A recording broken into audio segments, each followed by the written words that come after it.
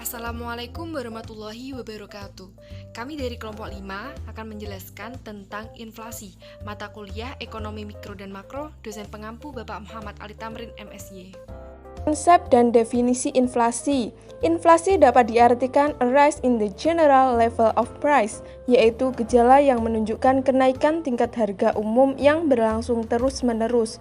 Inflasi merupakan penurunan daya beli uang yang dilakukan secara terus-menerus. Sejarah inflasi. Dalam sejarah perekonomian, Indonesia telah mengalami inflasi yang sangat tinggi pada tahun 1960 sampai 1990-an, di mana tingkat inflasinya di atas 100%. Inflasi yang paling tinggi terjadi di tahun 1996, yaitu sebesar 136% disebabkan oleh defisit anggaran belanja pemerintah yang dibiayai dalam bentuk pencetakan uang. Namun, inflasi pada tahun 1998 sampai 1999 merupakan salah satu inflasi yang tinggi di Indonesia, yaitu sebesar 58% dan 20%, disebabkan karena krisis moneter yang terjadi. Tahun 1998 adalah laju perekonomian terburuk Indonesia, yang saat itu di bawah pemerintah Soeharto dengan inflasi sebesar 77,63%, yang termasuk inflasi tinggi 30% sampai 100%. Penyebab inflasi. 1. Tingginya peredaran uang di masyarakat. Penyebab pertama terjadinya inflasi adalah peredaran uang di masyarakat lebih tinggi dibandingkan dengan yang dibutuhkan, dengan jumlah barang tetap, sedangkan uang yang beredar meningkat 2 kali lipat. Hal itulah membuat para pedagang menaikkan harga barang yang mengakibatkan sebuah inflasi. 2. Meningkatnya biaya produksi.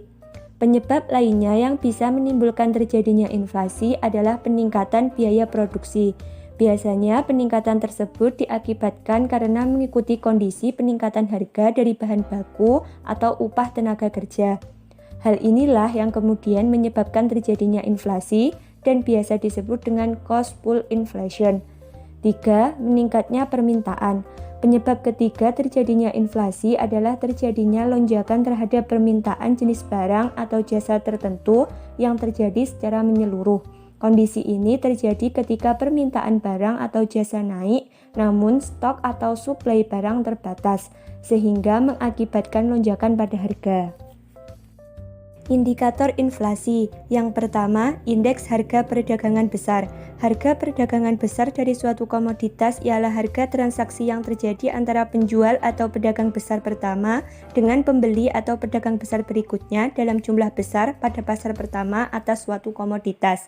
Yang kedua, deflator produk domestik bruto, menggambarkan pengukuran level harga barang akhir atau final goods dan jasa yang diproduksi di dalam suatu ekonomi. Deflator PDB atas dasar harga nominal dengan PDB atas dasar harga konstan. Kebijakan ekonomi konvensional dalam mengatasi inflasi. Kebijakan yang bisa diambil untuk mengatasi masalah inflasi ada 3, yaitu yang pertama kebijakan fiskal. Kebijakan fiskal bertujuan untuk mempengaruhi penerimaan dan pengelolaan pemerintah.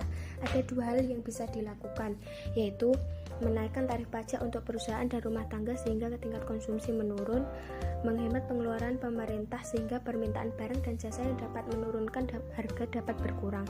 Yang kedua, kebijakan moneter.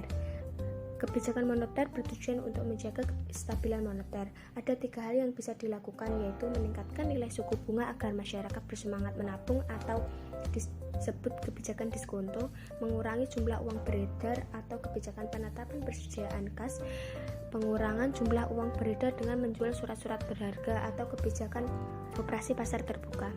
Yang ketiga yaitu kebijakan lainnya. Ada 2 hal yang bisa dilakukan, yaitu meningkatkan produksi dan menambah jumlah barang di pasar, mengendalikan harga yang ada tapi harus realistis, kalau tidak akan menjadi pasar gelap atau black market. Inflasi dalam perspektif ekonomi Islam. Dengan mengemukakan berbagai fakta bencana kelaparan yang pernah terjadi di Mesir, Al-Makrizi menyatakan bahwa peristiwa inflasi merupakan sebuah fenomena alam yang menimpa kehidupan seluruh masyarakat di seluruh dunia sejak masa dahulu hingga sekarang. Menurutnya, inflasi terjadi karena harga-harga secara umum mengalami kenaikan dan berlangsung terus-menerus. Pada saat ini, persediaan barang dan jasa mengalami kelangkaan karena sangat membutuhkannya mereka atau konsumen harus mengeluarkan lebih banyak uang untuk sejumlah barang dan jasa yang sama. Adapun kebijakan ekonomi Islam dalam mengatasi inflasi. Menurut Hussein Shah adalah menawarkan beberapa solusi untuk mengatasi inflasi. Yang pertama, reformasi terhadap sistem moneter yang ada sekarang dan menghubungkan antara kuantitas uang dengan kuantitas produksi.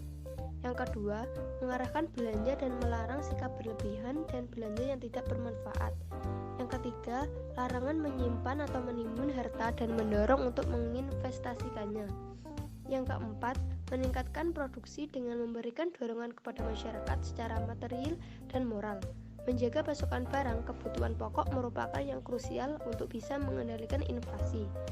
Dari beberapa solusi di atas, para ekonom Islam menyatakan adanya keterkaitan antara manusia, Allah, serta tujuan utama.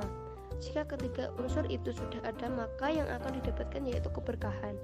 Dari situ, maka kesejahteraan yang diidamkan masyarakat akan terwujud. Cukup sekian penjelasan dari kelompok kami. Wassalamualaikum warahmatullahi wabarakatuh.